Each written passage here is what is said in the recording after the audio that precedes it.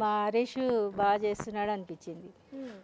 ఒక సైడ్ నుంచి ఆయన తినట్లేదు ఫుడ్, డల్ అయిపోయారు. మరి చాలా మంది కూడా ఆయన మాట్లాడేది తప్పుడు మాటలు అంటున్నారు, ఆడవారి పట్ల సరిగ్గా లేరు అంటున్నారు కదా, మరి అదంతా చూస్తుంటే ఏమనిపిస్తుంది మీకు? ఆయన ఎప్పుడైనా కూడా కరెక్ట్గా ఆలోచిస్తాడు, కరెక్ట్గానే ఉంటాడు. ఆయన తప్పుని తప్పని చెప్తాడు. అబద్ధాలు మాట్లాడడం, లోపలోటి పైనోటి పెట్టుకొని మాట్లాడాడు. అట్లాంటి స్ట్రైట్గా ఉండే మనస్తత్వం అతనిది. అన్న హరిత హరీష్ గారు అంటే ఇక్కడ మీతో పాటు ఎలా అయితే ఉంటారో అలాగే ఉన్నారా బిగ్ బాస్లో, లేదంటే ఏమైనా చేంజ్ అయ్యారా? లేదండి, ఆయన బయట ఎట్లా ఉన్నారు, ఐ మీన్ ఇక్కడ ఎట్లా ఉన్నారో హౌస్లో కూడా అలానే ఉన్నారు. అసలు చేంజ్ ఏం లేదు. నేను మా ఆఫీస్లో చెప్పినప్పుడు కూడా చాలామంది అంటే షో కోసం మాస్క్ వేసుకున్నారా అని అడిగారు.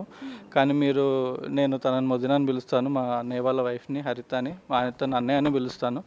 I know him since more than 12 years. So మాదేదో 1-2 days ఆర్ 1-2 months జర్నీ కాదు. సో మాది ఒక 10-12 years జర్నీ. I know him as a person. So big బాస్లో చాలామంది చాలా తొందరగా జడ్జ్ చేస్తున్నారు పర్సన్ని.